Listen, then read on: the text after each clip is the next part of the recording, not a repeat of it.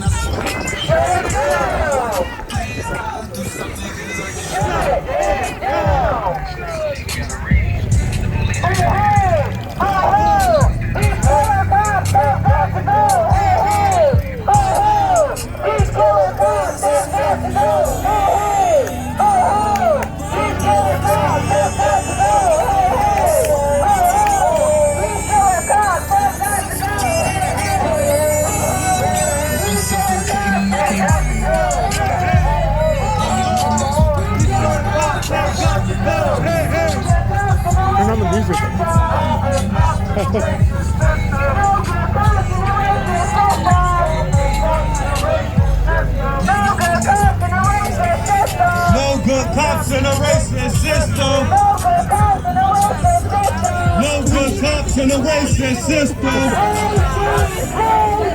All cops are bastards. All cops are bastards. All cops are bastards. All cops are bastards.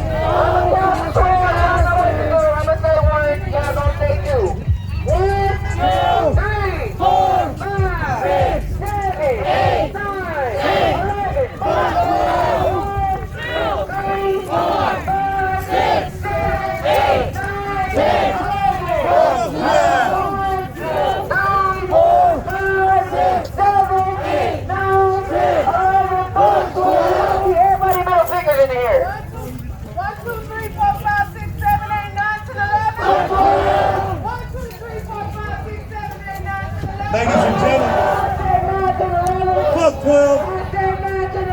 Fuck 12. No doubt, no doubt. Ladies and gentlemen, this is the building, this is the apartment complex where Cordale Handy was killed at. This is the building he was coming out of when he was murdered by the St. Paul Police Department. So we just want to hold space here. When I say Cordale, you say Handy. Cordale. Handy. Cordale. Handy. Cordale. Handy. Cordale. Handy. Cordale. Handy. Cordale. Handy. Cordale. Handy. Cordale. Handy. Say his name. Cordale Handy. Say his name. Cordale Handy. Say his name. Cordale Handy. Say his name. Cordale Handy. Say his name. Cordale Handy. Say his name. Cordale Handy. Say his name. Cordale Handy.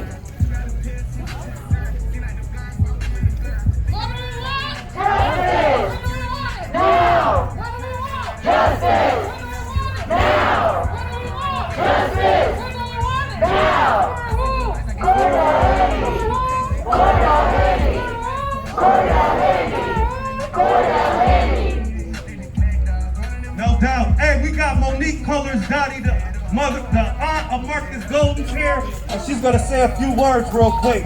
Give her a big, big round of applause. Let's also, she's recently lost her father, so let's just show her some love and lift her up. Her father was a very, very powerful man in the St. Paul community, a pillar in the Rondo community. So let's just lift Monique up and give her a big round of applause and show her some love before she speaks. Y'all are so sweet. Thank you. Thank you so very much. I appreciate that. This is what we do for one another. We're lifting up Kim today. We have to lift up our fallen soldiers when people are taken from us who shouldn't have died and shouldn't have gone. That's right. You know, so that's what I experienced even with my father. So, Kim, I had to come out for you today. Kim Handy Jones has done so much for the movement in Minnesota. She has done so much for my family. And because of the vision that she has, and she's always so humble that she gives God the glory and the credit for the vision for the foundation, the vision for giving headstones to families, and the blessing that is that my family received 2 headstones. One for my nephew Marcus, who was killed by St. Paul police before Cordale, and then also for my nephew who's buried together. It meant so much to me and my family to have those headstones down, to just know that they're there and that they're beautiful. And that's because of the vision, just one of the visions, one of the many visions that Kim has been given, because this is truly a calling. And one thing that you've heard her say, probably, if you've heard her speak before, you know, she said, why here, why now? And she said, because Minnesota needed you. And we needed you, Kim. That's right. And you showed up and you gave us what we needed. We didn't even know. And you've done things differently, right? You've got your chants that are coming out of Minnesota, boot on the ground, going all across the nation. Right? Your t-shirts. I smell bitches all across the country. And they're saying, everybody is saying that. You know, so the things that you do, they catch on like wildfire. And that helps us here, because we call Minnesota the Twin Cities Ground Zero. After having some cases that have gone international, after we saw Philando and Jamar, and most recently, George Floyd, right? And so what Kim has done here, out of a case that didn't make national news, out of a case that St. Paul didn't really say too much about, right? So after my nephew was killed, St. Paul stopped making statements and talking about cases because they made the mistake of going on and giving a whole story, and then when they wrote the report, they had to change it when my nephew was killed. So they don't say anything. So it was something that they had wished that would be swept under the rug. That's right. Even though it went to the Minnesota BCA or whoever, they didn't investigate their own killing this time. But she took something that could have been so minute, a blurb in the paper, and she turned it into our own movement that has gone across and touched people across the country. Normally we would be having a banquet right now if it's not for COVID, and that banquet every year has doubled. Because it is an amazing banquet. It's a formal banquet. That was another vision that Kim brought here, exactly, in red and black, with bringing mothers and family members from across the country and embracing everyone. So what we do here in Minnesota, we embrace all the victims and their families, black, white, and every color in between. We stand in solidarity. Because we know all oppressed people must come together. And if you're a white and the police killed your loved one, you are now an oppressed person because you will not get that justice most likely. So it's important that we stand together, that we call out what is wrong, and that's what Kim has done here. That's what she continues to do. And she has took some of the movement here and brought it across the country. That's right. Kim works tirelessly, traveling to and fro. It's a 5.5-hour drive here, and she makes it regularly. When people call and ask her to come, and she shows up, or she says, I have to be there. And some of the people, we went to her place. And that drive, I thought, oh my God, how does she do this all the time? And often I'll talk to her just about all the way home. So I thought the least I can do is be on the phone to make sure she gets home okay. That's right. After she's driven all this way, came and got boots on the ground, and then has to drive back home. So this woman works tirelessly. This is my sister. Kim, I love you. I love Cordale. I never met him. But I stand for Cordale, justice for Cordale. When I say Cordale, you say Handy Cordale. Handy Cordale. Handy Cordale. Handy Cordale. Handy. If Cordale don't get it, shut it down. If Cordale don't get it, shut it down. If Cordale don't get it, shut it down. That's right. So we stand with you today and every day. When you're not here, you know we keeping his name out in the street when you can't be here with us. And we also know that when you're other places, you're bringing the loved ones that have been killed here to wherever you are. And this is your family here. We're all family, and that's a beautiful thing. I wouldn't want to organize and do the work that we do here anywhere but the Twin Cities. So Kim, thank you for all you've done. And we appreciate you, the work that you've done, and how you've stood so strong from day one, from the moment you came to town when your son was first killed. We met right around the corner. That's right. And she stood strong. And you've been standing strong ever since. So I love you. Thank you for all you're doing. Justice for Cordale.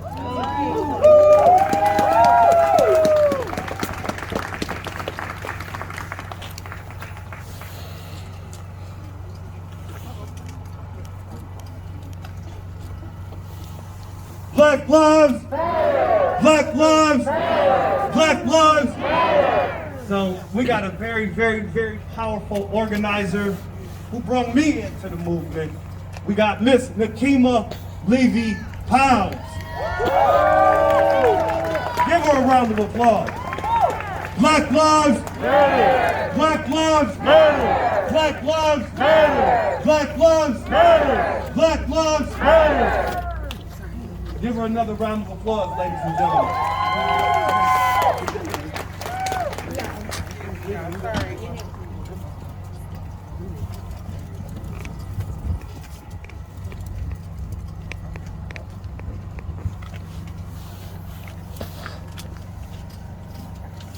How y'all doing?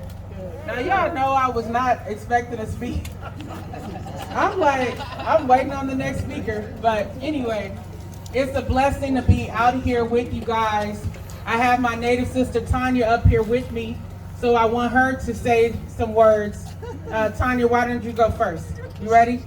This woman brings the heat, y'all. Yeah. Tanya, she is off the chain. Yeah. She is one of those women where when you got to go to battle, you want a warrior by your side, and that's Tanya. So let's give it up for her.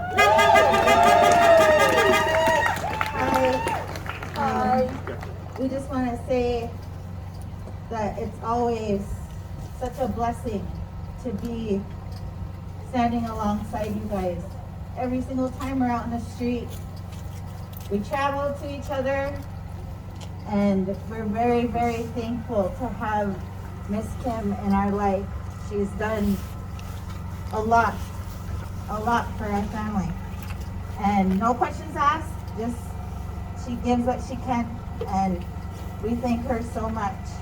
I lost my mom back in 2017, and that was really, really traumatic for me. My mom was my best friend, and it's so wonderful that I can have other moms, Miss Kim and Kathy, and my mother-in-law Lynn. She thanks you guys so much for everything that you've done for our family. Our people are always forgotten in every aspect of everything that has to go on with this nation, with the government, everything.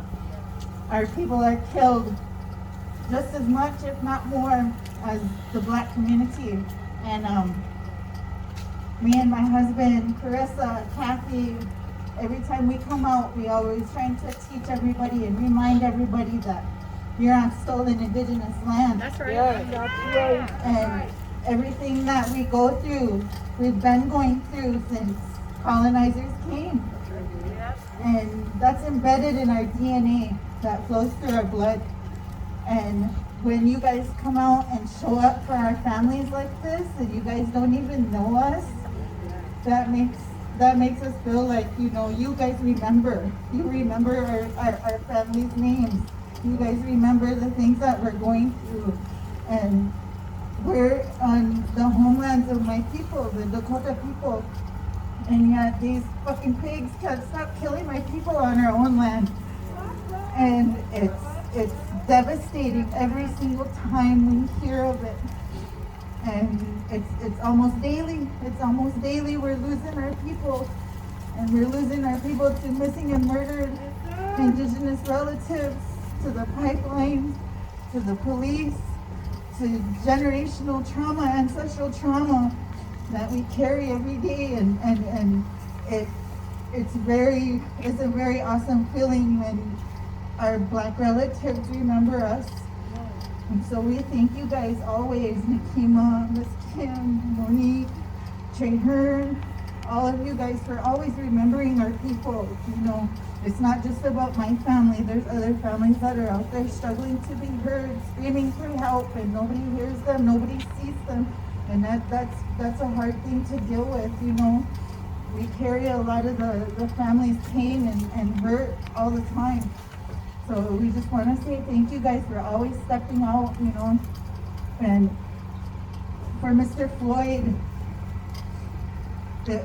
I still never watched the video of Mr. Floyd. I just can't do it. And Derek Chauvin murdered Wayne Reyes also. And he was an indigenous man that everybody forgot about, you know. And he also shot another one, Leroy Martinez, but he lived. So the serial killer's gotta go. He's gotta be held accountable. And for all the police that do that. In St. Paul, you know, we got Phil Quinn and Billy Hughes over here, you know. Same people that killed Cordale. And that's disgusting. But every time we'll be out here, no matter what color you guys are, no matter what happens to you guys or how you live your life, people forget that it's a problem with the police and not a problem with the way our families are, you know. That's right. That's right. And they always want to portray our family members as awful and evil and, you know, criminals, and we know them as, you know, humans. They were humans. They were very, very loved. And we really appreciate it when you guys remember us and ask us to come into your spaces and everything. That's what we need. That's how we feel. So thank you guys. Thank you guys so much. The mainstream public who doesn't understand why people's lives are so important to us, why Black Lives Matter so much to us. We're out here with Kim, where this is a very, very difficult weekend for Kim. That's right. Kim is exceptionally strong.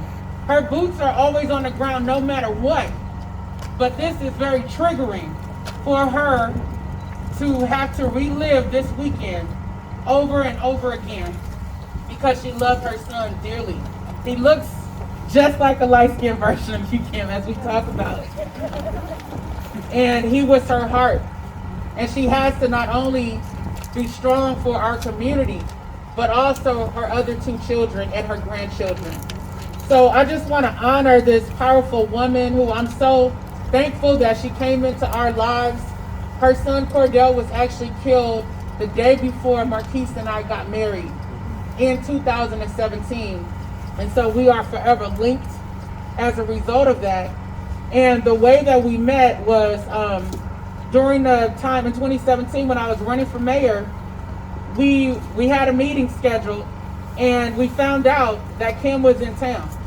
And I just asked my team, look, let's postpone or cancel this meeting. Let's go there. And so we went there, Chantel Allen, who's out here. And I love that meeting that we went to. When I saw her go in on elected officials, she went in on the chief of St. Paul Police, called out the mayor, called out reporters, and she gave them some of that Chicago fire that they've been missing. And they were too comfortable with Minnesota nice, and she tore them a whole new one by bringing that Chicago fire. And just to see her, like Monique said, making that trip time and time again, like it's nothing. I don't even want to drive 30 minutes to the grocery store. Okay, I order my groceries, but this woman will drive from Chicago to come and stand with us because she knows that this moment in time was meant for us to stand up and fight. There is nobody coming to save us. Right. We are the ones. That's right. We are the ones who have been called to duty. That's right. That no matter what, we are standing up. When people don't understand, we are standing up. When people hate on us, we are standing up. When they reject us, when they deny us opportunities, when they try to arrest us and criminalize us, we stand up. That's right. That's what it's going to take to fight against these crooked and corrupt systems. I sat in on that press conference that just happened on Friday, where the family of George Floyd was talking about receiving the $27 million.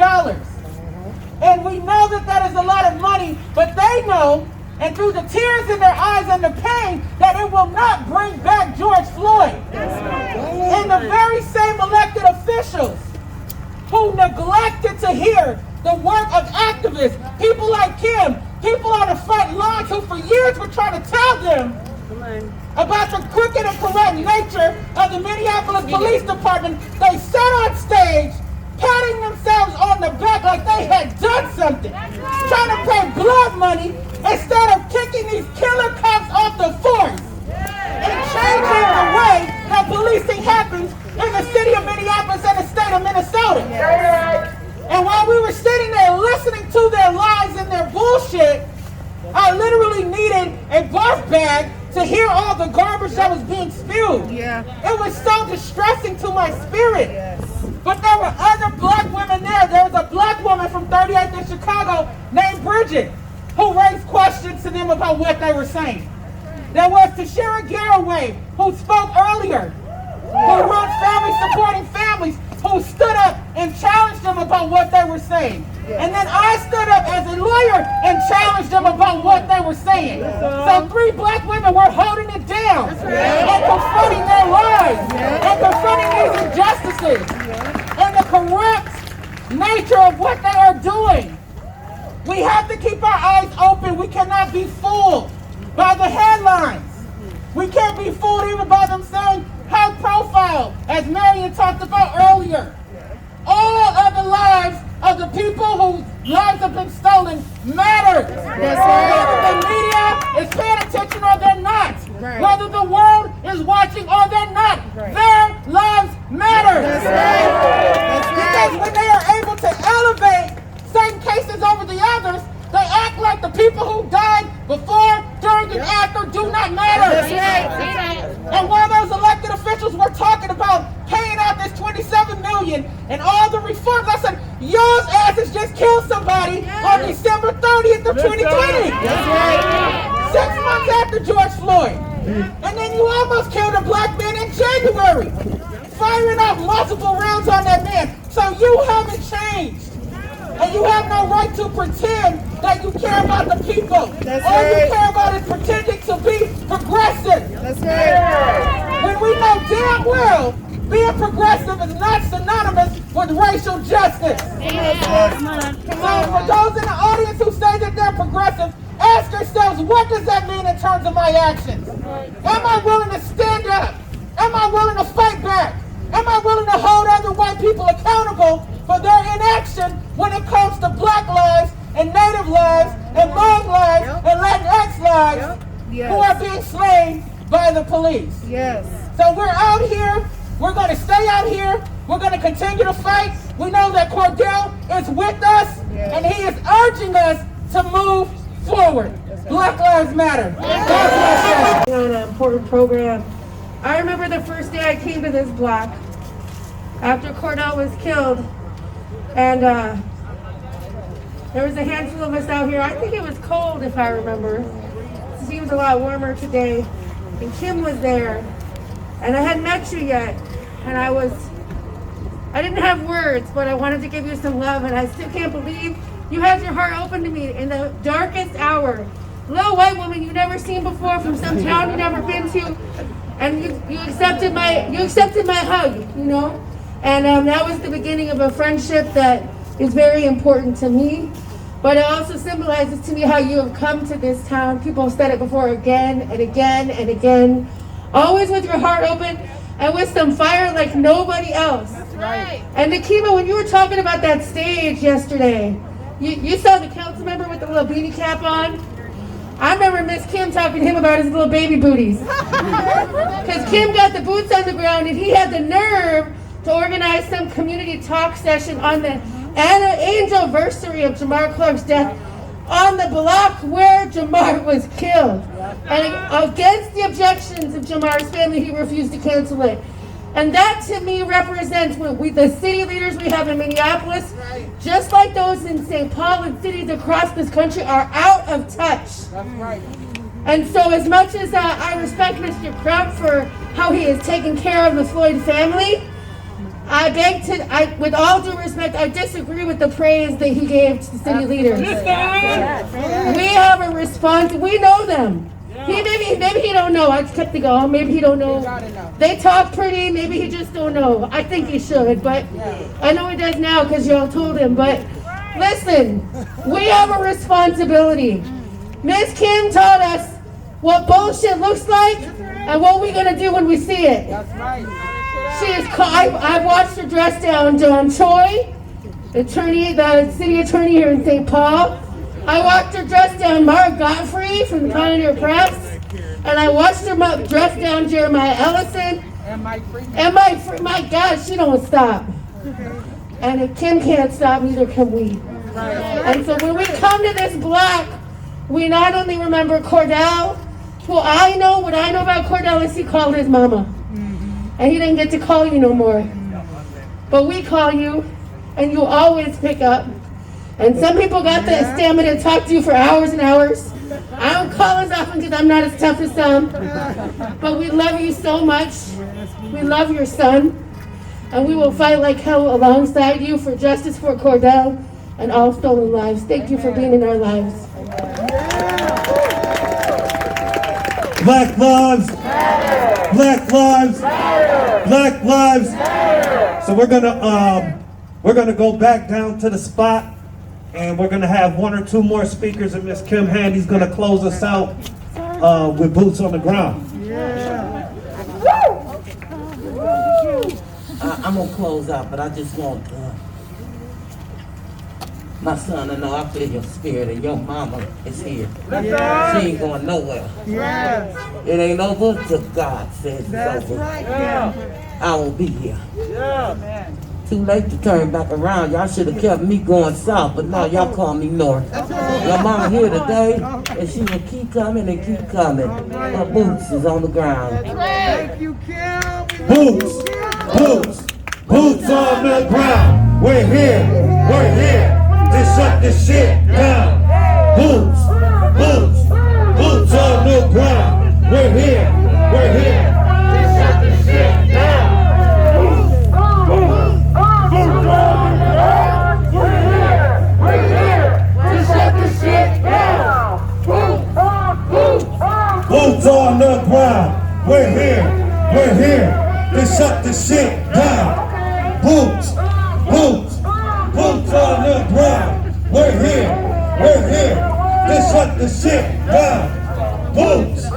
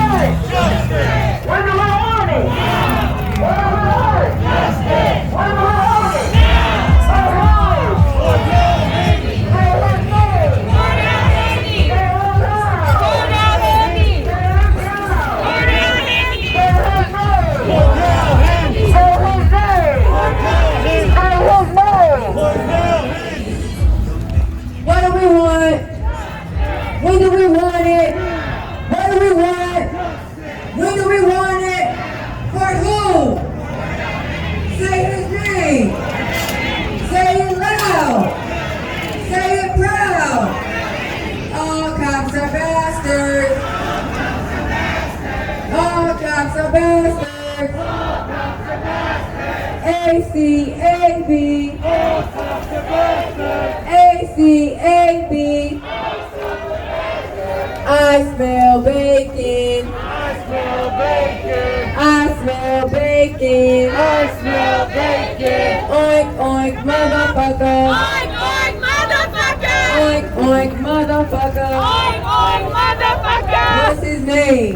Cordale Handy. Say his name. Cordale Handy. Say it loud. Cordale Handy. Say it proud. Cordale. Justice for who? Justice for who? Justice for who? Justice for who? I'm gonna say 2468. Y'all gonna say we want justice, no more hate. 2468. We want justice, no more hate. 2468. We want justice, no more hate. I can't hear you. We want justice, no more hate. Say it louder. We want justice, no more hate. Say it prouder. We want justice, no more hate. Say his name. Say his name. What's his name? What's his name? Cordale Handy. So we got just a couple more speakers real quick. We got Jonathan McClellan's gonna come up and say a couple words. Then we got Patrice Jackson's gonna come up and say a couple words. And Miss Kim Handy is Miss Kimberly Handy Jones is gonna close us out. Give a big round of applause to Jonathan McClellan. He's had his boots on the ground all summer. This on? I'm going to ask Jashira Garraway to come up here for a moment and share some words. She's been in this fight for a long time, and she's part of a collective of organizations along with Racial Justice Network, TCC for J, Disability Justice Network, CARE Minnesota, Minnesota Justice Coalition. Here. It don't stop. And it don't stop. Thank you, John. John has been someone from the beginning of just trying to get the families here. Miss Kim was making sure every year that the mothers from all over everywhere was here in Minnesota to celebrate their loved ones and to celebrate their lives. And so we decided on a consistent basis. We seen how strong that support was every year and how much love was given to each other every single year from mothers from all over everywhere. And so we decided as families together that we needed to support each other on a consistent basis all throughout the year and bring our families together just to talk and to be there for one another. Because as you all know, we are hurting, and we hurting real bad. We are hurting bad. And so we need somewhere to go on a consistent basis where we can all gather together and talk. And because, you know, when they kill our loved ones, that's a different ball game. We ain't got no support here in Minnesota besides you guys who have come forward. But this state owes our families something. And that's justice. That's right. They owe our families. And so we decided to come together and actively, just like they want to only pay attention to George Floyd's case, we're bringing forth our cases, and we won't be quiet and be silent. And Jonathan is a man who has come alongside our families non-stop for over a year.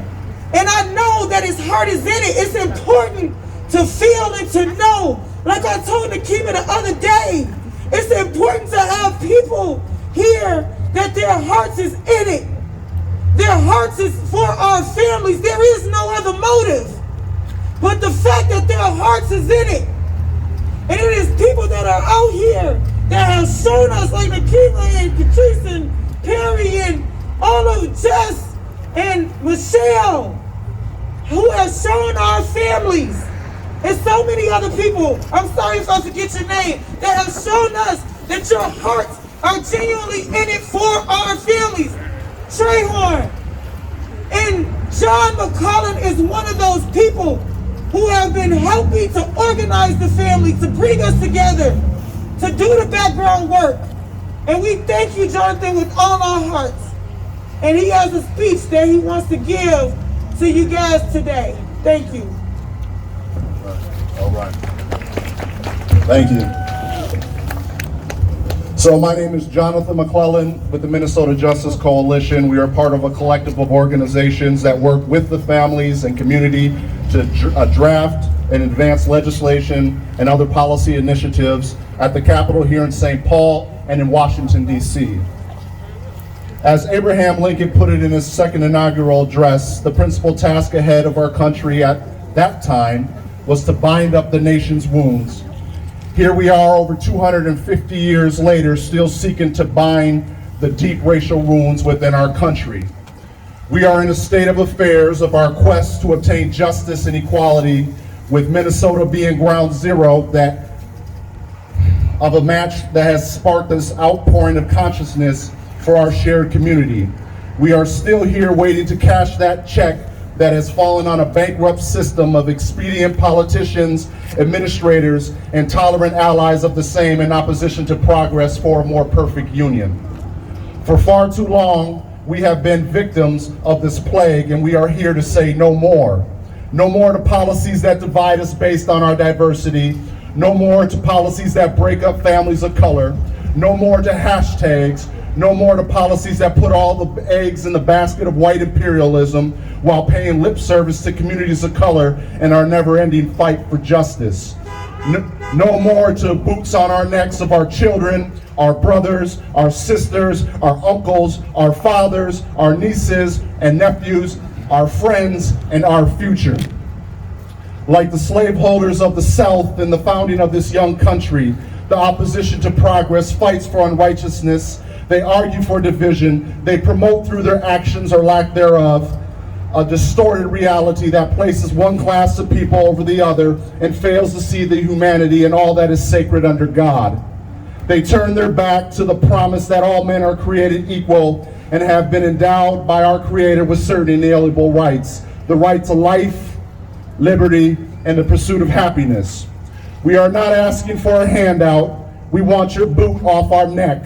We want a fair shot. We want a level playing field, not a hill we have to climb and fight with one hand tied behind our back or a knee in our neck and a gun to our head or the head of our children. Law enforcement for decades has been pushing legislation to chip away at our civil liberties, our rights, and our communities by pushing policies that absolve them of their crimes, weaken and remove the checks of accountability, transparency, and justice, with access to unlimited resources and unfettered access to our elected leaders. Our fight is for a lasting change, a commitment to the people, a commitment through policy that has had a lopsided application for far too long. In this time, with the events that have plagued our communities, it's long overdue. A saying that I came up with is we need to infect the system with a conscience. When you go back home today and tomorrow and the next day and the day after that, remember it was your conscience that brought you here. It is your conscience that tells you what happened to Cordale Handy was wrong. It is your conscience that brought you out last summer. It is your conscience that we stand on the right side of history. It is your conscience that helps us support each other. It is your conscience that says that the pain that these families are going through is wrong. It is your conscience that says the boots of oppression are wrong. We all know the system has no conscience, and that is why it is our duty to infect it with one, by any means necessary. Wake them up! Wake them up! We're trying to wake them up! That's right, John. Straight John! Want me to say some more? I can say something. Last week we had two bills that made it through the House to the General Register. This coming week on Thursday, the House of Representatives is hearing the bill on qualified immunity. So we got a lot of work to do, and we anticipate it. Give that brother another round of applause. He's doing great legislative work. If you need some help with some legislation, reach out to him, especially if it's going to help black and brown communities. Black lives matter. Black lives matter. Black lives matter. We got a big week coming up ahead of us tomorrow morning from 8 to noon at the Hennepin County Government Center. There'll be actions taking place there, so you get there at 8 o'clock for that. At 12 noon, there's a press conference to make sure that the jury selection process is fair. The jury selection process is off to a very horrible start, so we want to make sure that we see some people on the jury whose ancestors actually went through slavery, went through Jim Crow, went through the lynching period, like George Floyd did, right? Because we want this to be fair and just. You know, there's a lot of people on the jury with who have ties to law enforcement already, like three or so. So that's very concerning and disturbing. Catrice Williams. Yeah, listen.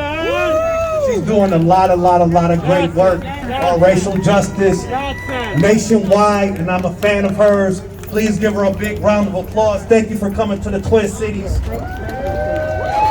show love for Kim Handy and Cordale Handy. My sister.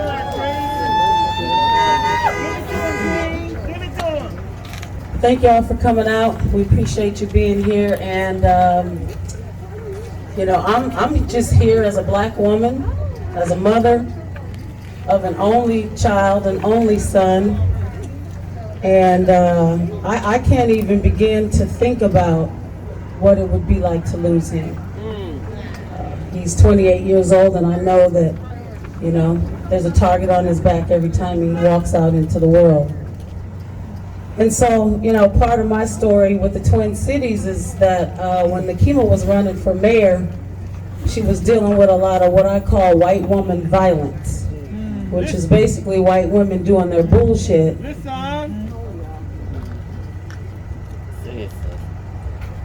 Cutting black people off, black women off, trying to tone police us, doing all the ways in which they do their violence. And Nakima put out a clarion call because she was dealing with so many so-called progressive, liberal, good, nice white ladies who were really just being violent towards her as she was running her campaign. And she put out the call because she needed some help dealing with what I call white woman violence. And somehow somebody tagged me into one of her posts, and I saw the violence right there on one of her Facebook posts, and I said, sis, what you need? She said, Catrice, I need you to come and do your work here. I need you to come and do one of your workshops. I said, when you need me to come? She said, I need you to come now. I'm like, it's December in Minnesota. Maybe I can come in April or something when, you know, when the weather's better. She said, no, I need you to come now. I said, I'm coming. I came in November, I did a workshop, and I've been coming ever since. That was 2017. And I know that God put Nakima and I on the same path, as well as me being on this same path with Miss Kim and Monique and Chantel and Satara and Raisha and Maria and all the other beautiful black people that I've met in this city. And I don't know why God has me here, but he has me here to do work, and I'm here to do it. That's right. Unapologetically. Come on. Unfiltered. Come on. And I just want to say something before I say some things to Ms. Kim. I want to say something specifically to white folks here today. Come on. You got to be a part of the solution and not be a part of the problem. And many of you think that you are doing the work, but you're not doing shit. Say that. And so if you ain't here to be a part of the solution, we don't need you here. That's right. And this ain't even my city. That's right. So we need you to do what I call lay down those weapons of whiteness and get out of the way and follow black women and support black women. Step to the side, get to the back, and let us lead the way, because we know how to do this work. Hell yeah. And so I met this beautiful soul right here, my sister Kim. And Cordale is my son. He's all of our sons. And like I said when I started, I can't even imagine what it would be like to lose my son. And so I'm not gonna wait till he's lost. I'm gonna put my boots on the ground right now and hope that he lives to see another day, because I know Kim, she doesn't have that. And so I love you, sis. And I will always keep my boots on the ground with you and for you. Thank y'all.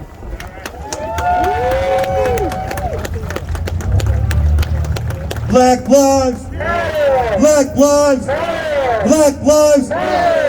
No doubt. Give Catrice another round of applause. Her name is Catrice Jackson, so I apologize.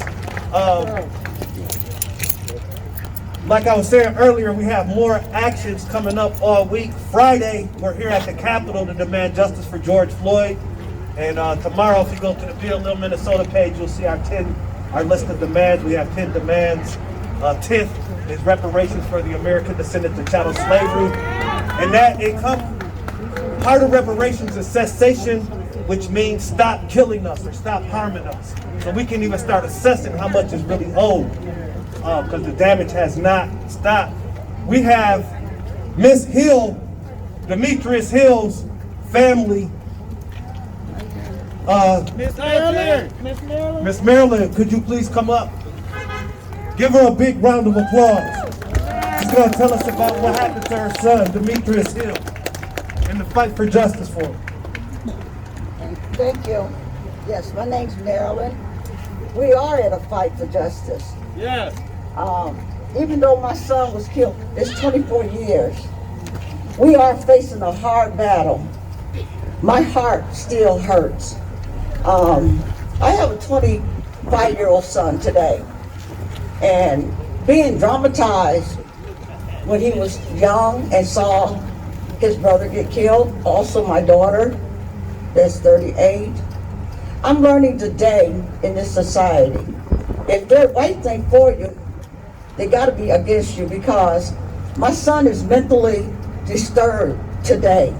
And I am sort of afraid to even get out here to speak, because I'm trying to get him help, but the police is taunting him. Right now, they putting a label on him, and the boy was innocent. I mean, how can you,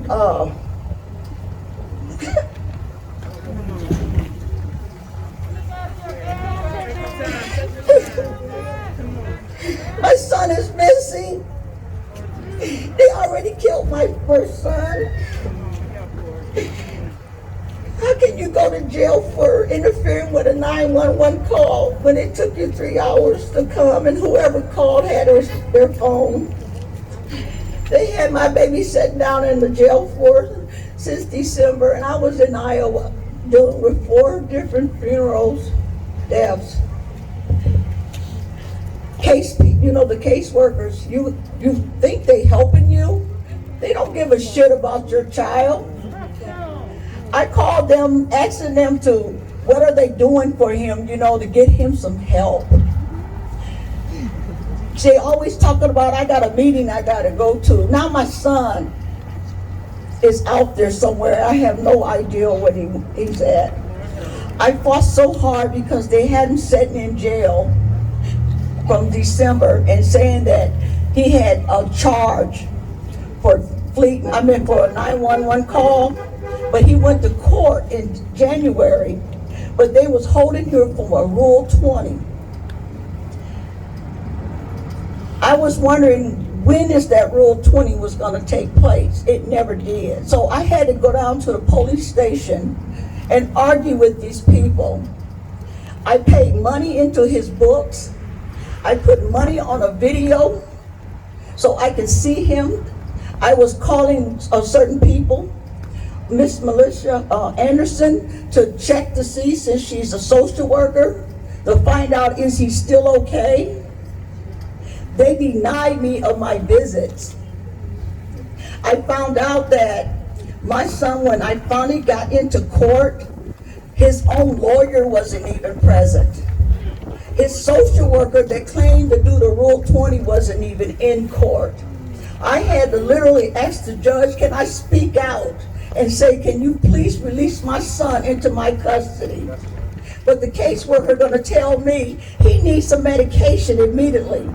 My son thought that I was trying to set him up to get the police on him, and he took off when I took him to the doctor to talk to the psychiatrist, and I haven't seen him since. If he don't surface, and I keep calling the caseworker, she had literally to tell me, go down to Dorothy Day and go see if you can find him. When he chatted her, he texted her and asked her for help. I thought if a caseworker is supposed to be helping a child, supposed to be mentally disturbed, if he texted her and he had no phone, and he told her, help me, and told her where he was at, she waited a whole day later to tell me, your son texted me an email and said he needed help. Can you go down there and see if he's down there? I'm hurting right now. It's really hard for me to sit out here and protest about my son Demetrius being killed. My son was shot back in '97, killed by an officer, shot in the back. He was innocent. The witnesses that I've talked to even indicated to me the day that he got killed, he was making music. It's no way my son was involved in a robbery. When you look in the newspapers and Google, you don't see his face nowhere. But now they're taunting my son. When they found my picture, they actually canceled me out for a Zoom visit. When I got him out of jail, my son told me, "Mom, I was in my bump and they were coming in my room trying to mess with me, but I didn't say nothing. I just picked up a pencil and started writing to show them they're not intimidating me." So I know what they were doing. And the day that I got him out of jail, I was going down to pick him up. They had nerve to tell me, "He's still in here because he's waiting for a Rule 20. I said, "You're not going to release my son?" I said, "Oh, yes, there is, because he's been conditional released to me." This is showing you how we are in a system. It's broken. How can you reform? Why would the police be reformed? They're not reformed, they're broken. They don't give a up about us. You know, they waiting for a child, even your child, since they know they killed my son, they waiting for them to go out there and do some crime so they can have some just reason to kill him. And I've been asking for help, and I already told them, if something happens to him, I'm going to sue your asses. I am in pain right now. And not only that, I'm afraid for my son's life. If he don't come up, if I don't find out what's going on, I will be putting out a missing report. Thank you. Say his name. Demetrius. Say his name. Demetrius Hill. Say his name. Demetrius Hill. Say his name. Demetrius Hill. Say his name. Demetrius Hill. Say his name. Demetrius Hill. Now, just sitting here thinking, I remember this when this happened to her son, and I knew and I wasn't even doing this type of work yet, but I knew watching the news that he was killed unjustly, and so I apologize to you that we didn't have a structure in place when that happened to you to fight and get justice for your son. But we here now. That's right. So we're gonna fight and get justice for Demetrius Hill. I remember when that happened, and I was still in the neighborhood back then. But I remember when that happened and how unjust it was, because even back then we would just roll up on the police and start seeing what's going on when somebody was pulling over me and some family members. So I definitely remember that now, and Demetrius Hill deserves justice. We got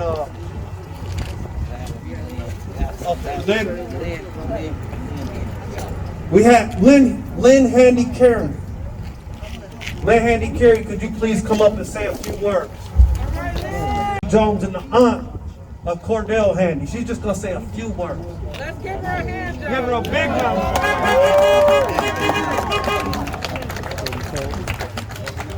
I just want to say thank you to everybody for the support.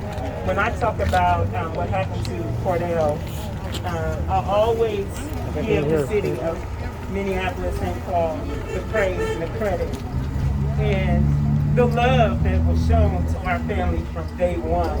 But everything has been said already. Now it's just the work. You know, it's time out for talking. It's time to do the work. And somebody mentioned it earlier, and I just wanted to remind us real quick about the dehumanization that happens with our family members.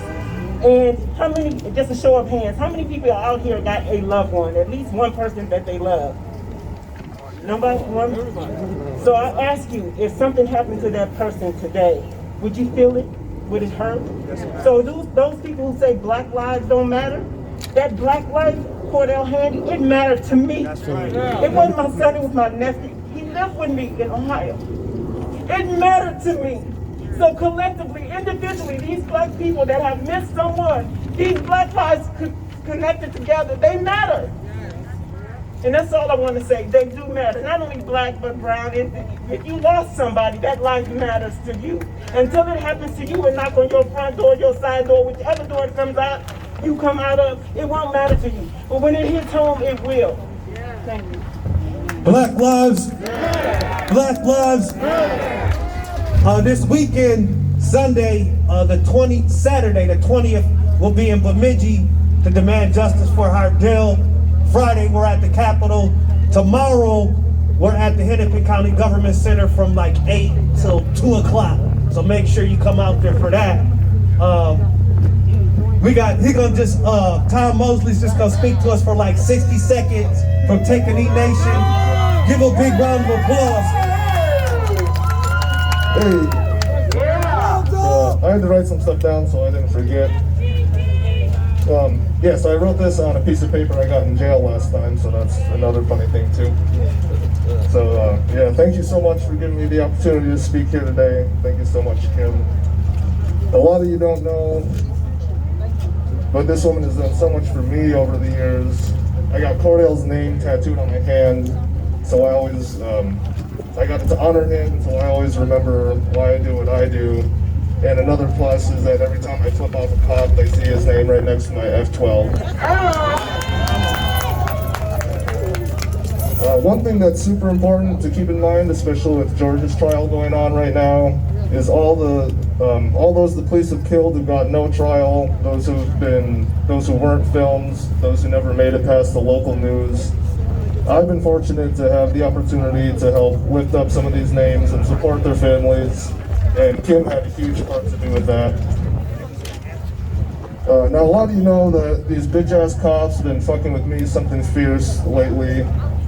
They got me kicked out of my apartment, got my vehicles. They use me to slander the organizations that are crucial to our survival. They got all my legally owned firearms, my bulletproof vests. Well, I'm right here, so come and fucking get me. Hello. If you want me to stop fighting for my people, for justice and for equality, you're gonna have to kill me and change that hashtag from Free Tom to Justice for Tom. So, funny thing about that too is the last time they arrested me on a warrant, they gave me no opportunity to turn myself in on. The only officer present to have a gun on me was the only black officer out of the dozens of them. And I don't even think the dude knew the situation they put him in. And then keep in mind, the only officer in Minnesota to be convicted for killing someone was a black officer who killed a white woman. Speak on it. So during that time in jail, I was housed 2 cells over from Dalal Eid's brother. When the body cam footage of Dalal's shooting and the raid on his house was circulating in the news, they purposely moved his brother into a cell right in front of the TV and cranked up the volume. That's that bullshit. Yeah, that's some bullshit. So during that week and a half in the 23-in-1 isolation, 3 different people occupied a single cell and the staff did absolutely nothing to clean it. There was this other guy in a different cell. He hardly spoke any English. He spent the days and nights talking to himself. And then I had been in for 2 or 3 days by the time he got the first hour out of his cell that I had saw. And then he spent it walking around in circles and talking to himself. And then also, one day the guards asked what time he wanted to come out. He asked for 9 p.m. They said no. Then he asked for 8 p.m. and then he said no again. And they said, well, you're not going to get an hour today. So part of the reason I'm sharing this is so those of you who may, but hopefully won't get arrested in the future, can look for people inside who don't have the community support that we do. Jail's not a good place, and forcing people to spend 23 hours a day in a box sends the mind to some dark places, and the staff generally tries to make it worse. But it is our responsibility to fight for our people, period, correct? Hell yeah. I think one of the most important times we can help others who really need it is on the inside, because it's super confusing for a lot of people, especially those with mental illness and those who don't have access to the resources that we do as a community. So right now I'm working on some shirts through my company, True to 7 Apparel, to raise some commissary for inmates. I'm focusing on Dalal Eid's brother right now. I've been able to raise some money for him. And my company is not a nonprofit, so what I choose to do with the money is none of the enemy's damn business. So one of the most important things I learned from Kim is to never stop calling out these bitch-ass motherfuckers for their terrorism and to keep our motherfucking boots on their motherfucking necks. Well, because we will get justice by any means necessary. So I'm gonna close out with fuck 12, fuck the police, all cops are bitches, and justice for Cordale 24/7, 365, all power to the people.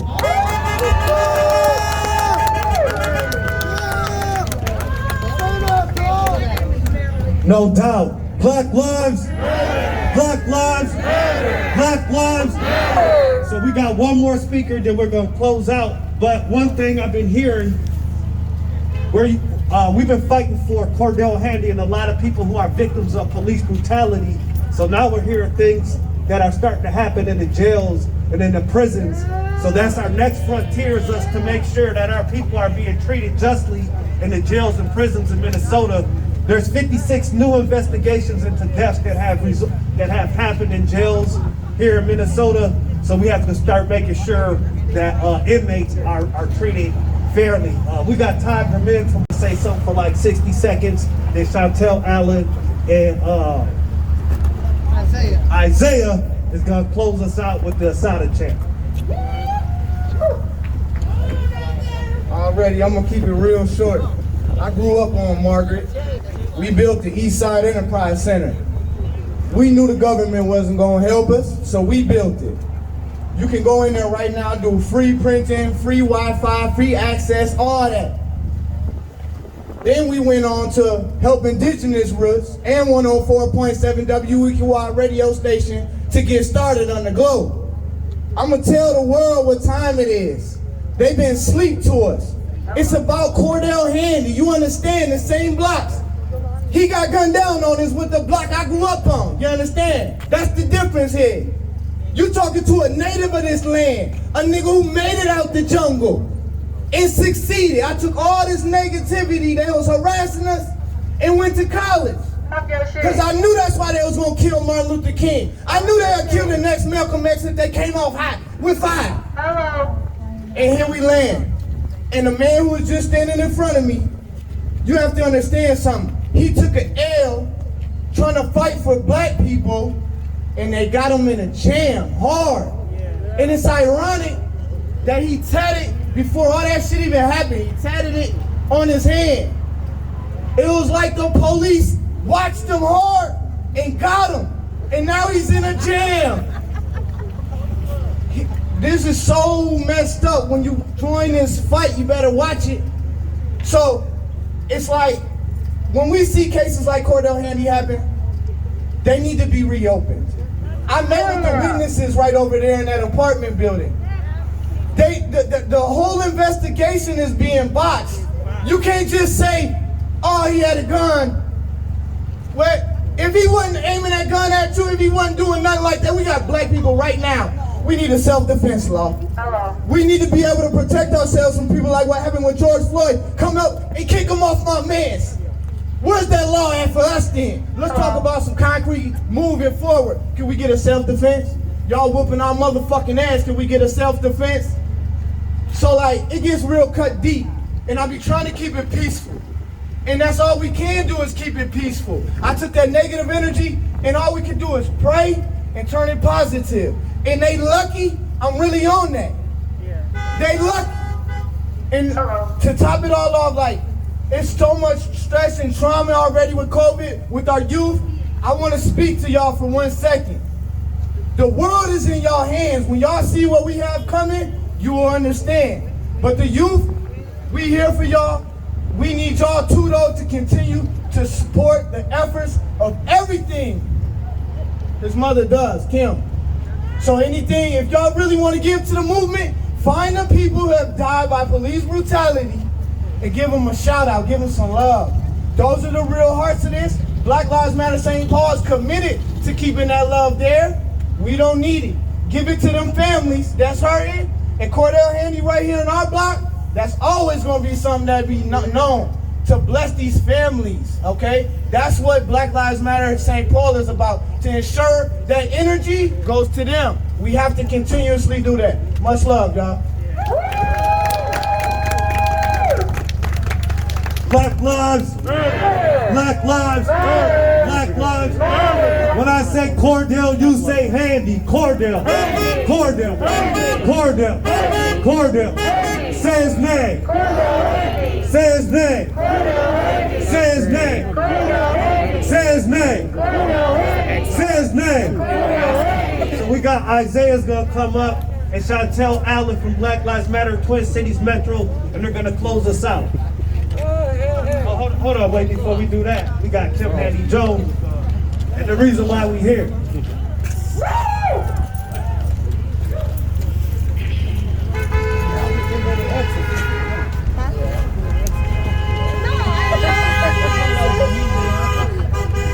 So next generation, sis. I feel that. Thank you all for coming out, standing in solidarity with me. I appreciate it. As I said, my son was executed by Nico Norman and Nathaniel Yance, March 15, 2017. Right there where you see that mural.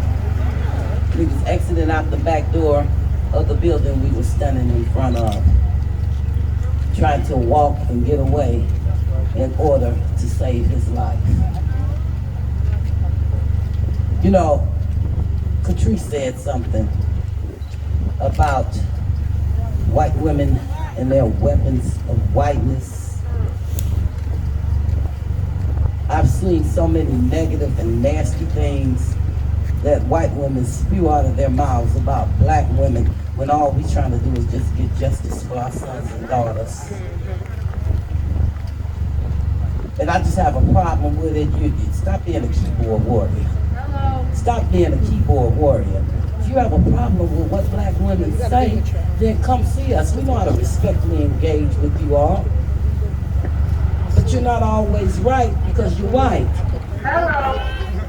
You're not. I mean, you and your weapons of whiteness, I'm about my business of blackness. In that order. I don't have time to stop and talk with you and talk nonsense.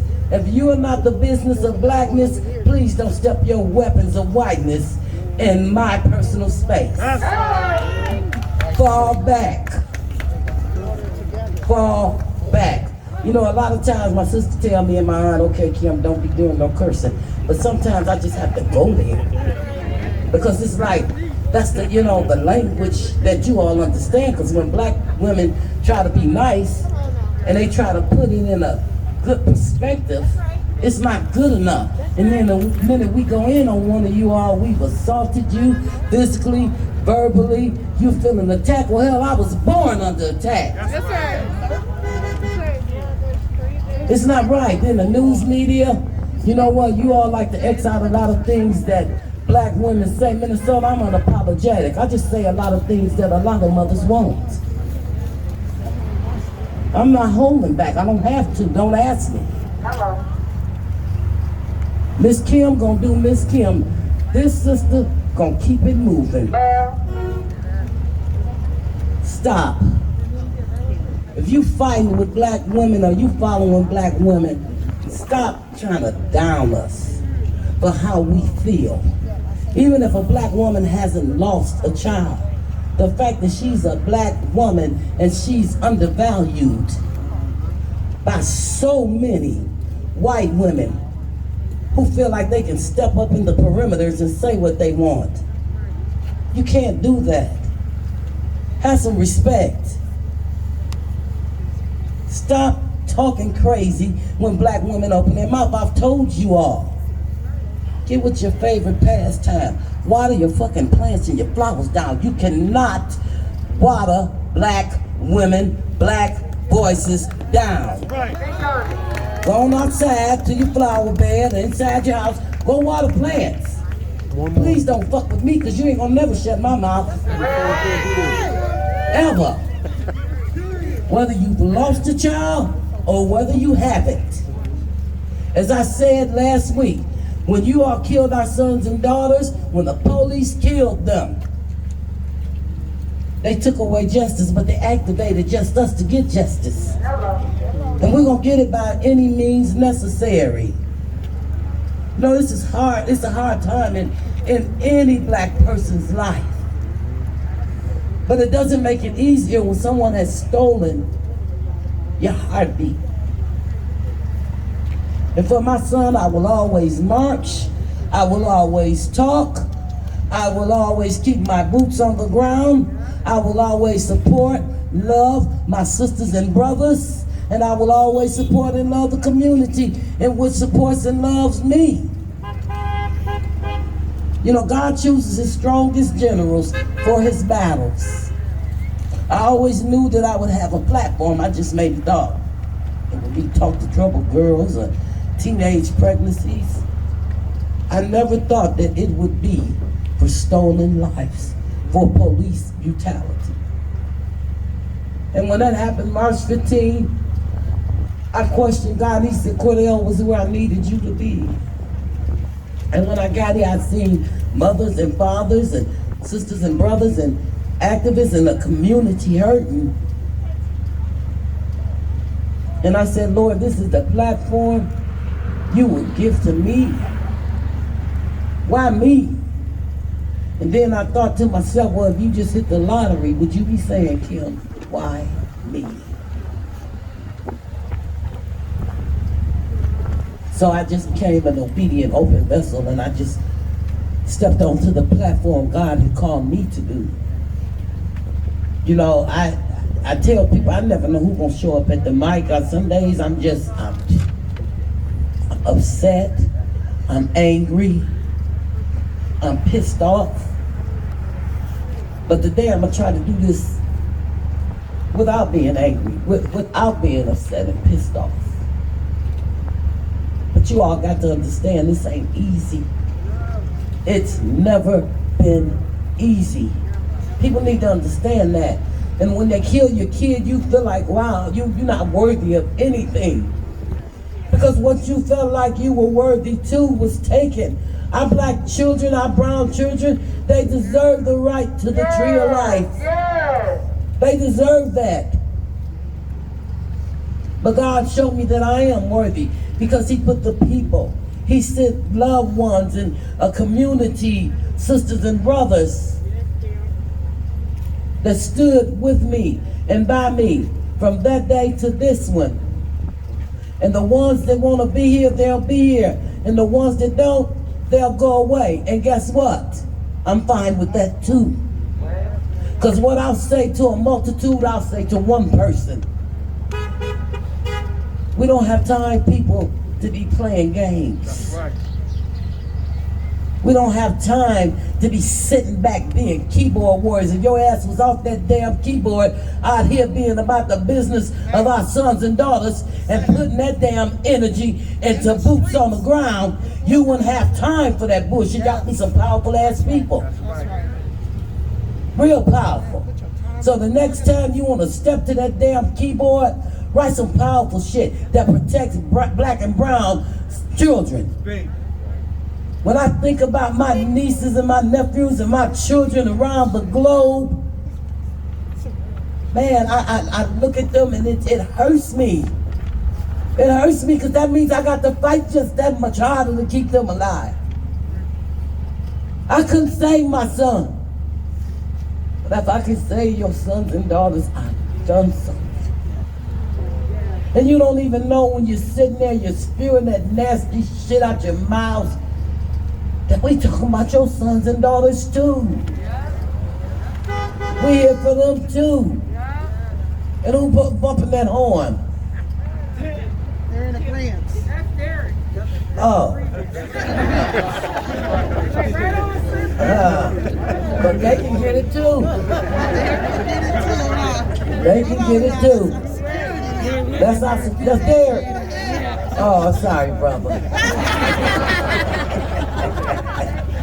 He get enough of me just picking on him. He don't need no more smoke from me. But I would just really like to say, you know, we are all called according to God's wishes, and we all need to do what he calls our hands to do. And when you snatch back and you be disobedient, can't nothing else come your way. Because you got to do what he wants you to do. You have to be obedient. I didn't want to do this. You think I wanted my son dead? You think I wanted this platform? But God said, I'm going to take your hurt, and turn it into purpose for people that look just like you, for people who have been out there before you. When Cordale killing happened, because there was more, there was Fumi Lee 6 months after Cordale to the date. So there were more. And to be able to just be loved and love on these mothers and fathers, I tell you, it's a powerful thing. And when they come to the banquet, I tell you, there's some of the most unique mothers I've ever seen. Even in the midst of their pain, they're able to push through, persevere, and laugh, and just make it to another day. And then you have some mothers who are paralyzed, physically, mentally, emotionally, psychologically. We have to be their movement. We got to be their boots on the ground. We have to be the voice. Because if nothing else, if our sisters and brothers are on the ground, we need to be lifting them up. And it takes a village. It takes a village. Don't sit at home, oh, they shouldn't do this, and that was wrong. You see, they killed that man, they killed that woman, and then you sitting your ass down, huh? And you don't even realize death is right there. It ain't even knocking at the damn door no more. It's sitting at your kitchen table. Why are you eating? You're eating with it. You're sleeping with it. It ain't at your door. Don't think you're gonna let it in. It lets itself in. How many of us have it welcomed itself into our homes? I'm one. Let me see a show of hands. Yeah. And you think you exempt? Ain't no exemptions. There will be none. You can either get activated, put them boots down, and see, boots on the ground for black and brown people, it's just not a word, it's an action. It's the way we have to live. It's what we have to do. I had a white woman tell me one time, I'm not privileged. You are privileged. You were born into privilege. Well, I've never used it. I said, maybe you've never been conscious about using it, but you've used it. Believe it or not, you have used it. I said, and whether you use it or not, it was a gift that was afforded to you and denied to my people. So I'm not gonna stay long. I just, I just really want to say I love you all, and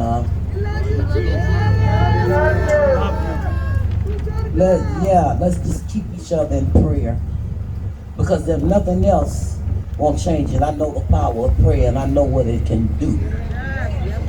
I know where we can go and get through in prayer. Because my grandmother was a prayer warrior. Yeah, a prayer warrior, and I tell you, that woman, she prayed me on through. And I'm here today because of prayer. And I want to thank my sisters and brothers, Catrice and Roy. Thank you for coming. Catrice and Roy.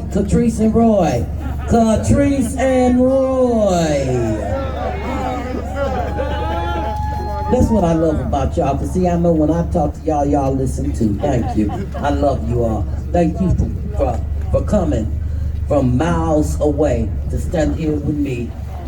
If I had 1,000 tongues, people, I couldn't thank any of you enough. But my sister had to tell me one day that one tongue is enough. I'd like to thank Nakima, Marquise, Derek, Chantel, Satara, Raisha, Maria, my sister Lynn, my sister Marion, King D. Thank you, brother, for keeping them boots in motion and allowing us to see ourselves through your lenses. I love you. Thank you. That we have a bench that we have put here for people to come and just sit down and visit the spirit of Cordale. You'll probably find a lot of laughter right there up on that bench, because my son loved to laugh. He liked life. He loved people. And he didn't care who you were. He was going to treat you as if he knew you all his life. That's one of the things that I loved about Cordale. Cordale didn't care about your race, color, creed, or your gender. Just be good and he be good back. So that was one of the many gifts of Cordale Quinn Handy. And son, I just want to let you know, they took you, but they didn't take me. So my big mouth ass gonna always keep talking. These boots gonna always keep walking. And I'm gonna keep doing what I do for you and for families around the globe. When you called me and you said, Mama, that was the last time I heard you call my name. But I'm gonna call yours until the day God calls me home. And names just like yours around the globe. I love you, son. Thank you for putting this fire, this fight in me. And for that, these Timberlands gonna always be on the ground. Always. You can't get nothing if you're sitting around. You gotta put them boots, you gotta put them on the ground. Put one foot up, one foot down. If you put them both together, you got boots on the ground. Boots! Boots! Boots on the ground. We here to shut this shit down. Come on, boots! Boots! Boots on the ground. We're here to shut the shit down. Boots! Boots! Boots on the ground. We're here to shut the shit down. People, you call me Miss Kim, just know, my mother named me Kimberly. I always tell my sister and my sons now, they call me Kim for short. I said Kim stands for keep it moving. But Miss Kim stands for my sister keeps it moving. Your sister will always keep it moving. I love you all. Justice for Cordale, justice for Demetrius, justice for Marcus Golden, for Jaffer Smith, for Delisle Lee, for Jamar Clark, for Fernando Castillo, Terrence Franklin, Paul Castaway, Billy Hughes. Justice for them all. I love you all, man. Minnesota, stand up. As Trump said, what did he say? He said, stand back. He said, but what he said? Stand back. Minnesota, stand up and stand strong. I love you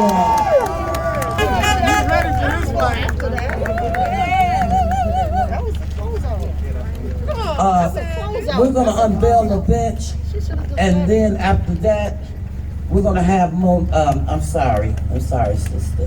Chantel and Isaiah, my son, who's in the fight for justice. And that's the thing, people, we need to put that in our youth. That's right. Put it in our youth, because I believe that they're gonna be the game changers. They're going to be the ones to make a difference. Right. And if your boots on the ground, guess what? If you put it up into your young ones, that's right. Imagine how many boots we're going to have out here for the fight of justice. I don't care what it looks like, long as you're fighting for justice. I can't tell you how to fight. I can't tell you when to fight, but one thing I like about the fight, I will always fight with my brothers and sisters and my mothers and fathers around the world. I can't fight for you, but damn it, I can sure fight with you.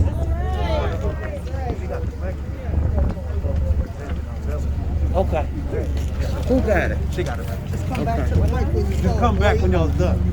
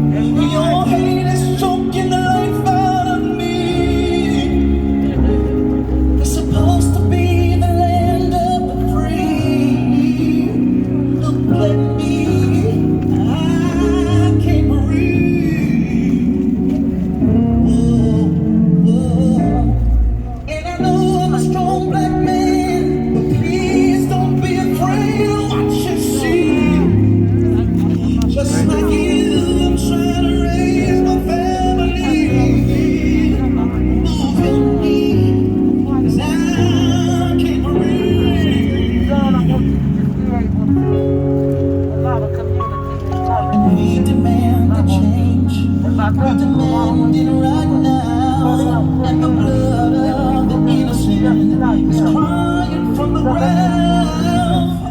100 years of slavery into a dream. Will reparations come?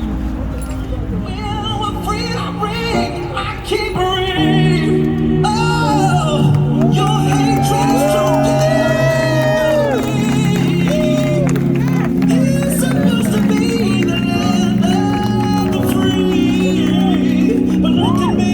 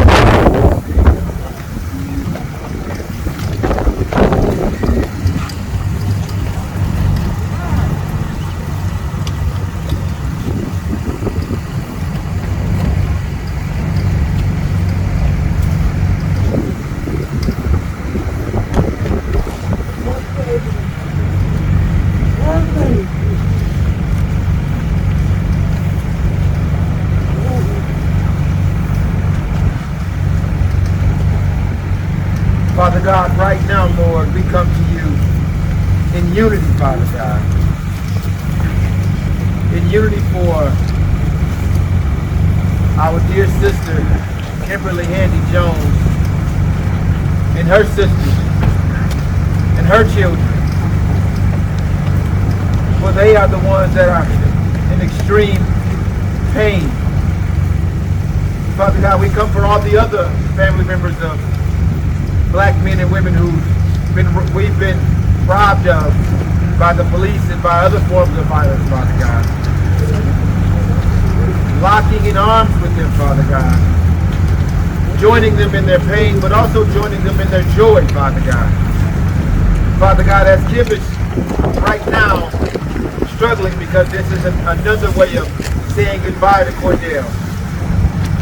I watch her smile at times as well as she thinks about him. And I know that the other family members who have lost loved ones do have also reasons to smile when they think about their loved ones.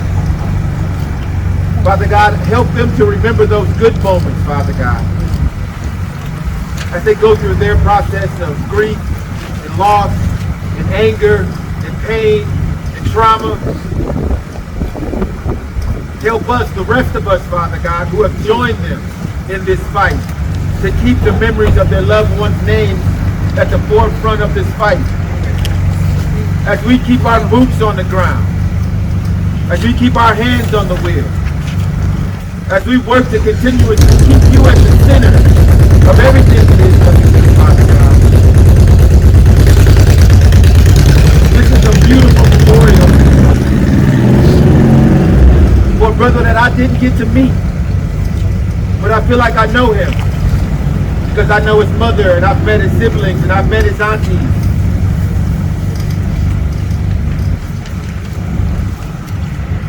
While we mourn, we also celebrate. We don't 100% understand why, and know the reason why you decided to take Cordale home on March 15, 2017. But we're understanding more of what you are doing through his mother, Kimberly, Father God. Look around, people. Look at us, what is happening. Our families are growing. And we are also growing in strength, Father God, each and every day as we come together and fight, call for justice. But let us not forget to love on ourselves and love on one another, Father God. This is not an easy moment. But in this difficult moment, Father God, we trust you. We know that you are still in control. We know that you are the one that is moving this movement, Father God. Many people may not understand curse words. The 1, 2, 3, 4, 5, 6, 7, 8, 9, 10, 11, 12. They may not understand that, Father God, but we know that you know what we mean when we say that.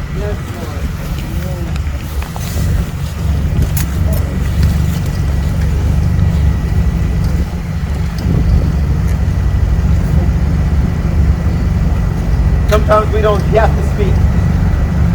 Sometimes we just need to be still and be quiet and let God be God.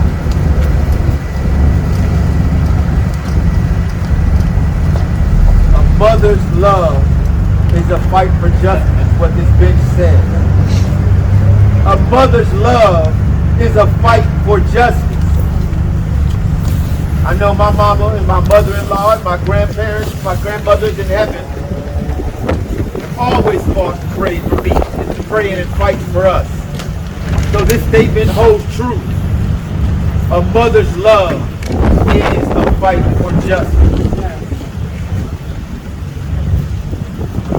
Father God, we not only place this bench here in memory of Cordale, but because he was your son, because you loved him, because you created him in your image, this is a dedication to you as well. So when people walk by this, when they see Cordale's name, when they see his picture, when they see boots on the ground, they know that this is you as well. So Father God, we lift this memorial to you. And we ask, Lord, that you protect this, Father God. That the light that shines from each of the colors in this wall shines on the people that walk by, Father God, and they feel your presence, Lord. Yes, Lord.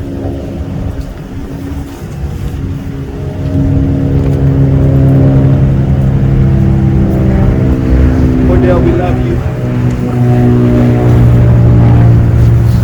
We miss you. But we will never, ever forget you.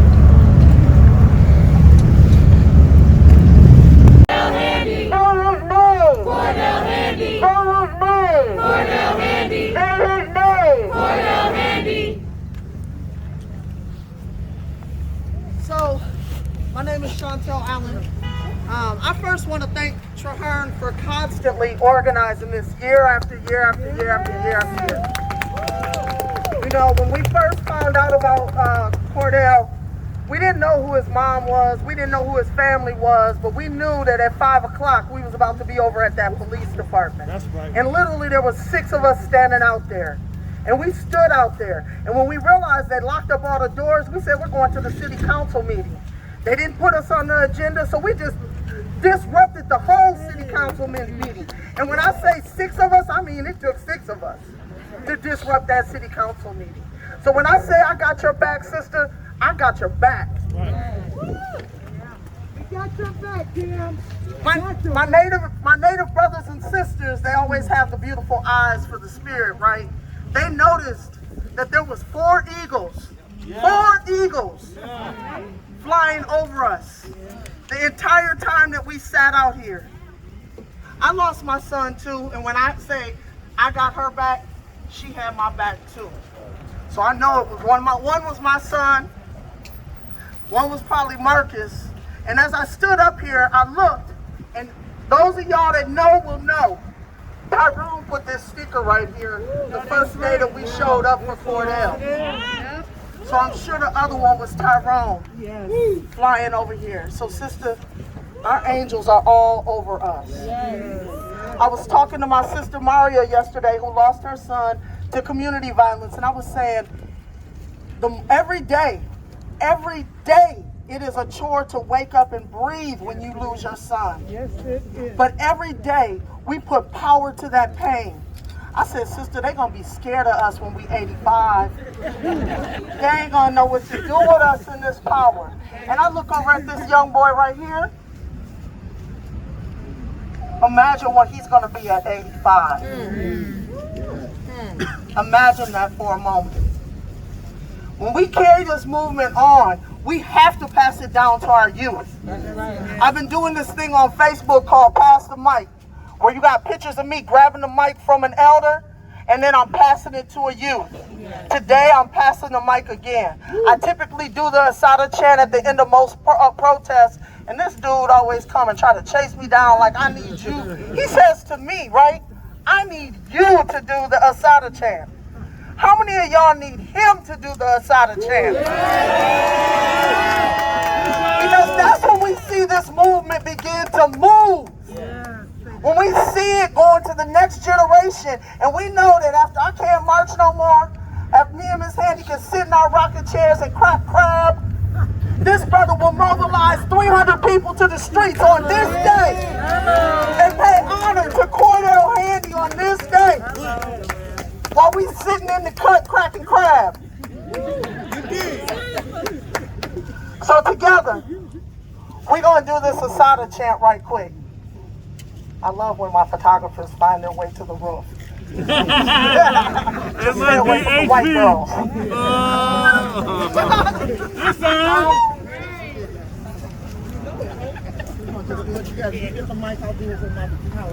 Repeat after me. We have a duty to fight for our freedom. We have a duty to fight for our freedom. We have a duty to win. We have a duty to win. We must love and support one another. We must love and support one another. We have nothing to lose but our chains. We have nothing to lose but our chains. We have a duty to fight for our freedom. We have a duty to fight for our freedom. We have a duty to win. We have a duty to win. We must love and support one another. We must love and support one another. We have nothing to lose but our chains. We have nothing to lose but our chains. We have a duty to fight for our freedom. We have a duty to fight for our freedom. We have a duty to win. We have a duty to win. We must love and support one another. We must love and support one another. We have nothing to lose but our chains. We have nothing to lose but our chains. We have nothing to lose but our chains. We have nothing to lose but our chains. We have nothing to lose but our chains. We have nothing to lose but our chains. All power to the people. All power to the people. You know, we asked about a bench and they said, absolutely, these people have been wonderful to me. And this just goes to show you the beauty, the love, and the grace of black and brown people. That's right. We are some of the most graceless people, and please go in and patronize them. They have good pupusas. Their food is off the chain. It is. Off the chain. And then you can come sit on the bench. You know, eat your little food. Cordale don't mind if you smoke a cigarette. Right. A little something. And you know, all I ask is to use the bench. Don't abuse it. Yes. That's all I ask. And so,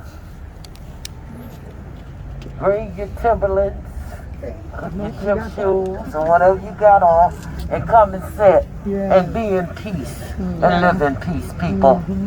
Thank you. I love you all. Love you too.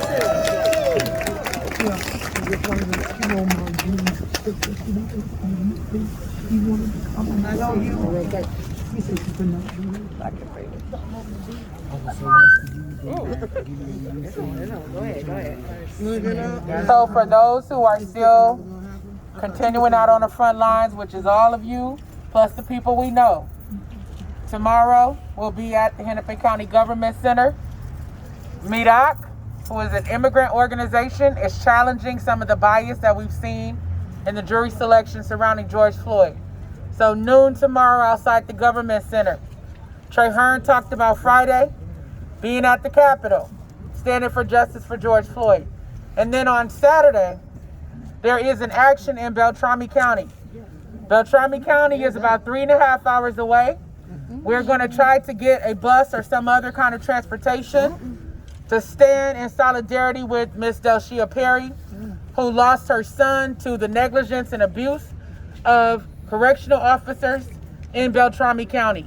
He did not have to die. We have to stand up. We need to show up. We need to fight for justice. So Saturday afternoon, get ready to get on the bus or drive your cars. We're going to Beltrami County. God bless y'all. Oh, one more announcement. Thank you. Tomorrow, there's another event. Minnetonka, I'm sorry, Good Trouble, what is it? Good Trouble for Justice. Good Trouble for Justice, and I'm in the group. I should know the name right. Good Trouble for Justice, started by Kaya Hurt. She started organizing in Minnetonka over the summer, and I was so impressed by all the work she's done, and we've been collaborating ever since, and she's been consistent. So Kaya has organized an event for tomorrow also, and she's going to tell you a little more about that. And if you don't know her, I want to introduce you to her. She's doing amazing work. The police have really targeted her in Minnetonka, and she's a teacher, but she's stood firm, and she's continuing to stand out. I'm so glad to be an organizer with her, to part of her group. So, woo! Thank you. Thank you, Monique. I'm so honored to share this day with Ms. Kim Handy and the families. And I'm out here to hold space for Black lives and any lives stolen by the police. And our event tomorrow will be very open. You can come anytime between 8 to noon to the Hennepin County Courthouse. We have been inspired by these bridges. They're called Love Lock bridges, and they're all over the world. And we love those lives who were stolen by the police. And we're going to take our padlock, we're going to grab a Sharpie, and we're going to write the name of our loved ones that we lost, and we're going to lock it on that fucking bridge. That on that damn fence. That fence represents the city's failure to build relationships with the community, their failure to honor peaceful protesters, and we're going to show with our locks that we are committed to seeking justice for the lives that the police have wrongfully stolen, and we are committed to abolishing and rebuilding the police so that we can get rid of this systemic racism that has plagued our cities for way too long. So come on out, we're gonna have music, we're gonna have families for family supporting families against police violence. We got Tashira gonna speak and a bunch of the families. And we welcome everyone. Throw your padlock, go to the dollar store, grab your padlock.